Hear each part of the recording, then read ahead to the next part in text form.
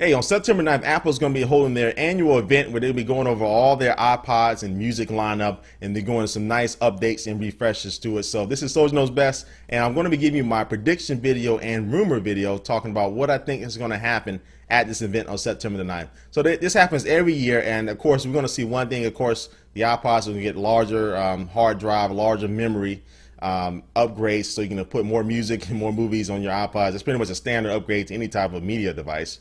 But also, I think we're going to see cameras. That's pretty much a solid rumor that's been around for a while, and it's pretty much confirmed due to case manufacturers for the for the iPods and the iPod Touches have been releasing little leaks of the new designs that actually feature a little slot for the camera in them. So we're definitely going to see cameras. Cameras in the Nano and the Classic, I'm not really a big thrilled about that, but I guess it'll be useful. Well, definitely I can see it can be useful in the Touch, and also I think the Touch will be able to shoot video with it. The others won't be able to do it, but I think the Touch should be able to shoot video with it due to, I think this brings me to my second prediction, that's going to be getting the internal upgrade kind of similar to what the 3GS's specs are. So generally, when the iPod Touch and the iPhone at that particular time are out at the same time, the Touch is generally actually a little bit faster than the iPhone. So the same thing happened with the current generation Touch in the iPhone 3G at the time. It actually was faster. So I think it's going to have faster specs as far as definitely the processor speeds than the 3GS. And I think the graphics will probably be on par and the same. Now the Zune HD is coming out from Microsoft on September 15th. So Microsoft has a winner on the hand. And even though you probably never expect me to say that, but Microsoft does have a winner on his hand with the Zune HD. I already, told myself I am going to be getting the Zune HD. So this iPod Touch that comes out is going to have to go head to head, with the Zune HD, and we'll definitely see how that correlates. Now this Touch is going to be released on September the 9th. It's probably been in development for 2-3 years, so it's not really a direct response to the Zune HD, but it's going to need something to kind of combat the Zune HD's OLED screen, which is a very nice high resolution screen. So it's going to really need something to combat that, because that's the main reason why I'm getting it, and a lot of people are getting it. So we'll see how that plays out. I'll definitely keep track on that, and I will be getting the Zune HD, and we'll see if that can kind of trump out the iPod Touch. Now the iPod Touch is already going to have an advantage with the App Store, but we'll see as far as hardware-wise what happens with that. In iTunes, we can expect to see some Facebook and Twitter integration. Twitter integration, I can kind of just see them, if you buy a song or buy an application, you can have it set to automatically send out a tweet of what that is, and then probably recommend it to your followers on Twitter. Facebook, I don't really know what else they can do with that, but I don't know, see what your friends are buying, or I don't know. But we'll probably see some type of social integration into iTunes, which is, it's just something that's a long time coming.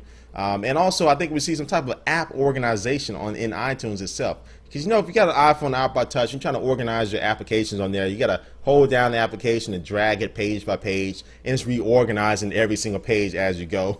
I think in iTunes, they can have some way where you can actually set and organize your pages in iTunes itself just by using your mouse and dragging them, and then just sync your iPhone and your iPod Touch, and that will definitely make life a lot easier. So that'll definitely keep it a little bit more organized, a little bit easier.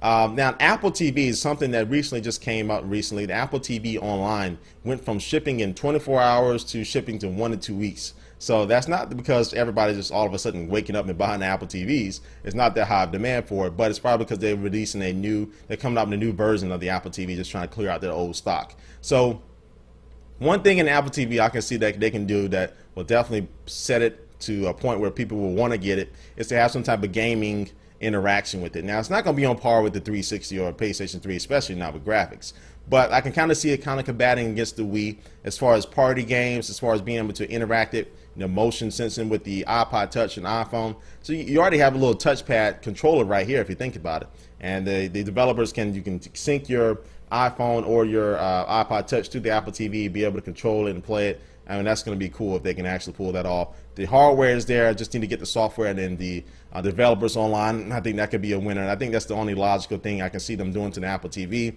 as far as a different interface change to it. But, again, they needed to do something to do it. It's not dying breed, but it's just not something that is on the list of people who actually are shopping for something new. But other than that, we're not going to see any type of laptop or desktop upgrades to this event, because anything they do to an iMac, if they put $1 every time you turn it on, pops out, it's going to trump whatever they say at this iPod event. So they're going to keep that for probably a separate event in October, just like they did last year with the unibodies. and introducing unibodies in October, the month after they did their iPod update. So we can see that, and that's possibly the best chance of us seeing any news about a tablet. And we'll see what happens at that point, but we'll stay away from that for now. Steve Jobs, I see Steve Jobs actually making an appearance at this event. He's not going to be doing the whole keynote, but I can see him coming in at the beginning or at the end, introducing something or doing something to kind of show his face and say, okay, I'm back. Unless he wants to wait till October, which is good. It's going to be the more sexy event with the new laptops and desktops, but yeah, I think we might see him at this event. But anyway, you can catch me live during the Ustream event. You can catch me live on Ustream during the event. I'm going to be doing a live streaming, going over everything that's happened live as far as the updates. I'm going to be showing you pictures while the event is going on, and so you can watch me there on Ustream. And I got a link to my channel page or my show page on my YouTube profile page here. You can go ahead and bookmark it or whatever.